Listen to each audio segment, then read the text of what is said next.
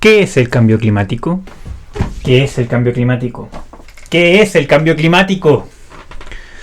Bueno, probablemente esta pregunta te resulta parecida. Quizás hasta te la cuestionas y aún tienes dudas. Lo que sí es cierto es que este fenómeno aparece en todos lados. En la radio, la televisión, sale escrito en los diarios y es tópico común de conversación. Probablemente algunos de ustedes ya vieron el capítulo anterior de La Máquina del Futuro y saben que el cambio climático es el primer límite planetario dentro del marco de referencia propuesto por el Centro de Resiliencia de Estocolmo. Podríamos decir que es el más polémico, el más controversial, el más famoso, pero también el más complejo. La información es mucha, así que vamos a resumir este límite planetario en 3 videos para dar información detallada. En este video hablaremos de qué es lo que produce el cambio climático y cuáles son sus consecuencias para la vida en la Tierra. Bienvenidos y bienvenidas a La Máquina del Futuro.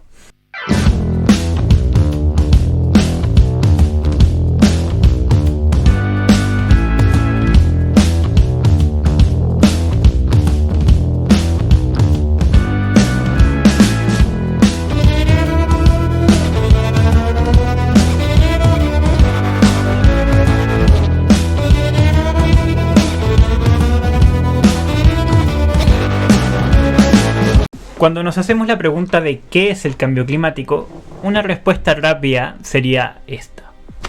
Cambios en el clima de la Tierra que se producen a largo plazo y que han ido en aumento en las últimas décadas debido a las altas emisiones de gases de efecto invernadero producidas por la humanidad desde la revolución industrial hacia adelante. Pero, ¿qué es esto? Muchos de ustedes ya deben saber que el cambio climático está relacionado con la temperatura de la Tierra, debido a las altas emisiones de CO2 y otros gases a la atmósfera. Toda nuestra vida humana se ha ido desarrollando en función de estas emisiones. La comida que comes, la ropa que ocupas, las fuentes de energía a base de carbón, los aviones, etc. Pero entendamos bien esto desde un inicio. El planeta Tierra tiene una atmósfera. Nuestra atmósfera es una capa de gas que rodea nuestro cuerpo celeste debido a la gravedad generada por la masa de la Tierra. Así es. El mismo fenómeno que permite que tus pies se mantengan en el piso, permite a la vez la existencia de la atmósfera. Ahí conviven diversos gases como el oxígeno, el dióxido de carbono y otros elementos como el nitrógeno. Ahora que sabemos esto, ¿qué ocurre con el CO2? ¿Por qué el dióxido de carbono eleva la temperatura de la Tierra? ¿Cómo se explica esto? Y bueno, aquí hay otro concepto que quizás te suena, y es que el CO2 o dióxido de carbono es un gas de efecto invernadero. ¿Qué quiere decir esto? Que el CO2 captura dentro de la atmósfera la energía, el calor que nos llega del Sol. La Tierra, además de tener una magnetosfera que filtra la radiación que nos llega desde el Sol, también tiene grandes reflectores que permiten regular las cantidades de energía que necesitamos, como es el caso de los polos de hielo.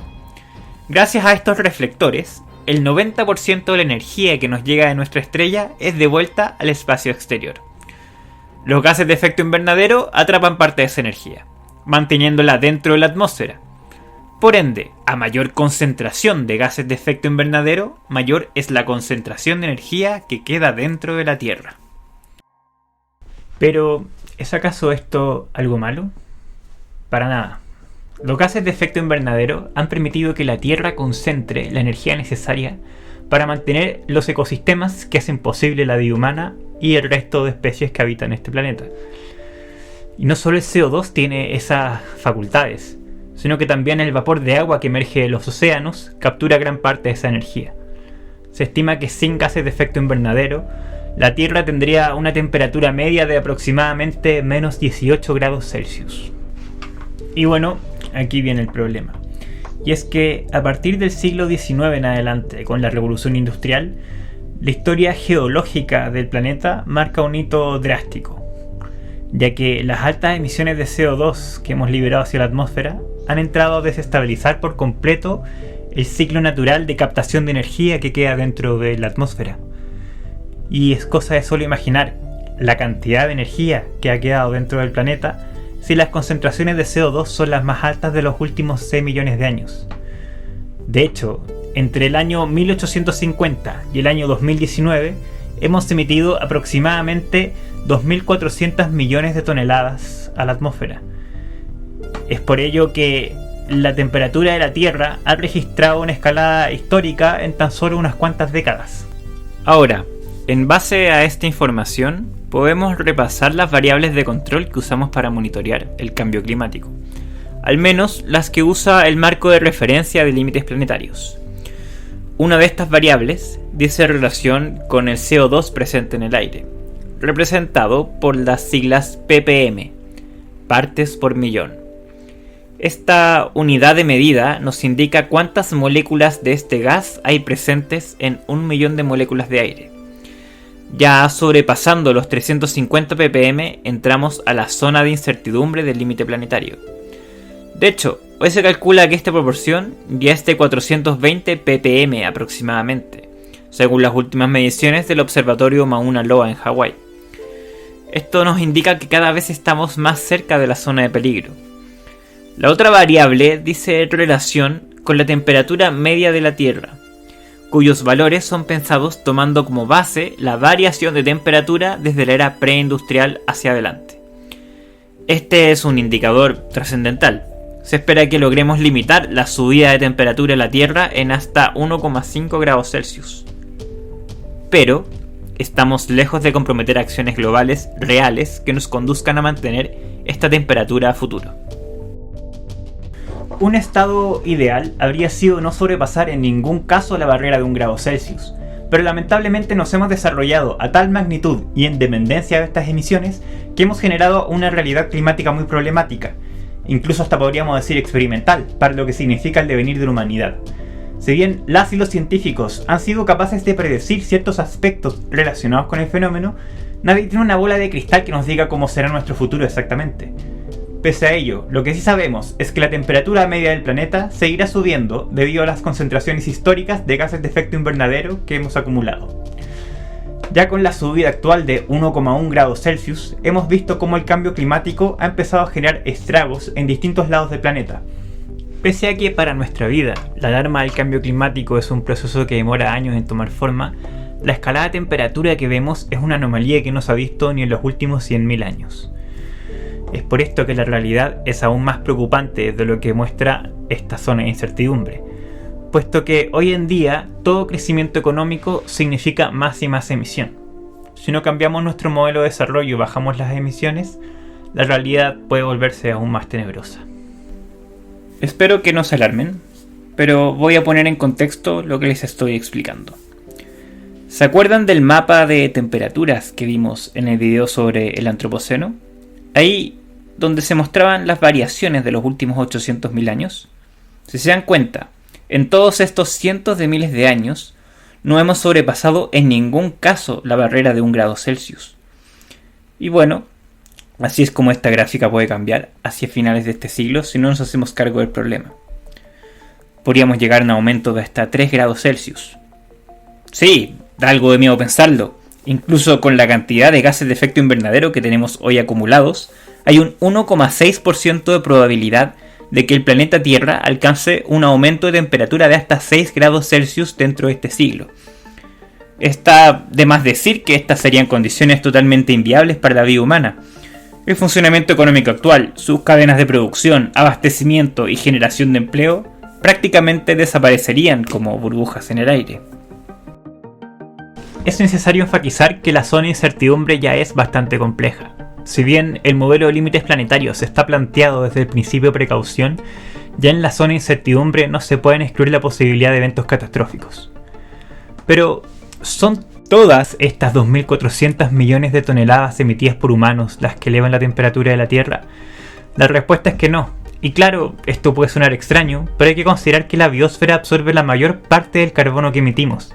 Se estima que esto ocurre con el 55% de las toneladas que hemos emitido de CO2 a la atmósfera. Un poco más de la mitad de todas esas toneladas ha sido absorbida por los océanos, mientras que el resto ha sido absorbido por tanto la biodiversidad terrestre como marina. Menos mal existen, ¿verdad? Pero, espere, ¿qué están haciendo? Bueno, lamentablemente hace falta mayor conciencia al respecto. Aquí es donde las interacciones entre el cambio climático y el resto de límites planetarios tienen gran relevancia. Digo esto porque la capacidad de los océanos y la biodiversidad de la Tierra para hacer frente a estas emisiones también tienen límites que deben ser resguardados. Es por ello que los límites planetarios son todos interdependientes entre sí. Y esto tiene relación con las interacciones entre límites planetarios, lo que discutimos en el capítulo anterior de la máquina del futuro. Y no por nada los nuevos informes del IPCC sobre el cambio climático han puesto énfasis en esta interdependencia que existe entre los ecosistemas que incluyen la biodiversidad, la sociedad humana y este proceso de cambio climático que estamos experimentando. Justamente entre el año 2021 y este año 2022 hemos tenido acceso a 3 informes especiales del IPCC, panel intergubernamental sobre el cambio climático. Un primer informe que nos habla respecto a las bases científicas de la física del cambio climático, un segundo informe que nos habla acerca de los impactos, formas de adaptación y vulnerabilidades, y un tercer informe sobre mitigación del cambio climático. Estos reportes han sido claros en destacar que el cambio climático ya es la causa de muerte de miles de seres humanos, que está destruyendo los ecosistemas que albergan la naturaleza y la biodiversidad, y que ha hecho del planeta un lugar más pobre, tanto desde un punto de vista medioambiental como económico. Además de enfatizar que a este ritmo hay sectores del planeta que ya no podrán albergar vida a final de este siglo. Es cierto, el cambio climático es inminente, ya está aquí y generará cambios en nuestra vida. Por eso el foco ya no es solo la mitigación, sino que es principalmente la adaptación humana a este nuevo fenómeno. Estos estragos de los que hablábamos ya están ocurriendo constantemente alrededor del mundo, sin que muchas veces tú lo sepas. Se han registrado anormales lluvias de granizo en Australia e Italia, olas de calor extremas en diversas zonas de Europa, inundaciones en China y por supuesto sequías extremas e incendios forestales en países como Chile. Podríamos hablar también de huracanes, tormentas eléctricas y muchos otros eventos complejos con los que podríamos lidiar a futuro.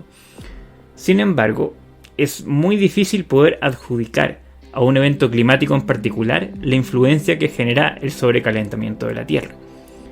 Lo que las y los científicos plantean es que estos eventos climáticos extremos serán cada vez más y más frecuentes y muy probablemente cada vez más y más extremos. Hay otros fenómenos bastante más evidentes y que están directamente relacionados con el calentamiento global. Hablamos del derretimiento de los hielos de Groenlandia y la Antártica, que es considerado uno de los fenómenos más controversiales debido a sus consecuencias, y el blanqueamiento de los corales, que ya ha afectado a un 91% de la gran barrera de coral. Ambas situaciones abren nuevas variantes complejas respecto a nuestro futuro. En ambos casos, la causa principal es el alza de temperatura de los océanos, ya que son estos los que absorben la mayor parte del calor retenido en la atmósfera. Ahora, no se puede dejar de destacar que la cara más triste de esta crisis es la pobreza y la falta de recursos de los países más pobres del mundo. Ante eventuales catástrofes climáticas, un país en situación de pobreza o de extrema pobreza puede sufrir consecuencias humanas de muchísima mayor gravedad a la hora de enfrentarse a estos cambios. Pero tomemos un receso de esta idea del catástrofe, porque al mismo tiempo que este fenómeno empieza a afectar la vida humana, tenemos la capacidad perfecta para poder reinventar nuestra vida, siempre y cuando pensemos en el bienestar de todos y todas, y en nuestra relación indisoluble con el sistema planetario que mantiene la vida en la Tierra. Y bueno, aquí viene otro problema. El gran obstáculo para generar políticas conducentes a mitigar los efectos del cambio climático es la negación política del problema. Y es que esto ocurre en muchos lados del planeta. La necesidad de resguardar la biodiversidad terrestre, la vida marina y bajar las emisiones de gases de efecto invernadero son acciones de carácter urgente para hacer frente al cambio climático. En la medida que los estados de los países propongan políticas de mitigación, adaptación al cambio, inversión e investigación, mayores son las posibilidades de tener un futuro sostenible para las próximas generaciones. Aunque no solo los políticos tienen esa responsabilidad, la verdad es que tú también la tienes. Lo que consumes también afecta en diversos grados la concentración de gases en la atmósfera. Para avanzar en esa dirección debemos ser conscientes. Una forma de entender el origen de cada una de estas emisiones pasa por conocer los distintos gases de efecto invernadero que producen este problema. Como les contaba, los gases de efecto invernadero, como el vapor de agua, son clave para capturar la energía proveniente del Sol. El CO2 o dióxido de carbono es un componente esencial para la vida humana. Es el oxígeno de las plantas, es lo que botamos al respirar, además de que una adecuada cantidad de CO2 en la atmósfera nos permite vivir en climas templados. Pero hay muchos más gases de efecto invernadero, como es el caso del metano, el óxido nitroso y los gases fluorados. Muchos de estos también están presentes en la atmósfera en cantidades bastante elevadas debido a la acción humana. Y bueno, quizá ahora te preguntas ¿por qué solo se habla del dióxido de carbono? Pues porque el CO2 es el gas de efecto invernadero que más ha acumulado por vía antropogénica en la atmósfera, por ende su cuota de responsabilidad en el cambio climático es mayor. Pero ojo con el metano, el óxido nitroso y los gases fluorados. Cada uno de estos gases está relacionado con diversas acciones humanas en particular. Ahora, ¿quieres saber más de esto? Entonces no te pierdas el próximo capítulo de La Máquina del Futuro, la parte 2 del límite planetario del cambio climático, donde hablaremos de los diversos gases de efecto invernadero y sus efectos en el calentamiento global. Así que no te lo pierdas. Recuerden que este canal solo tiene futuro si consigue más suscripciones. Así que no olviden suscribirse y hasta pronto.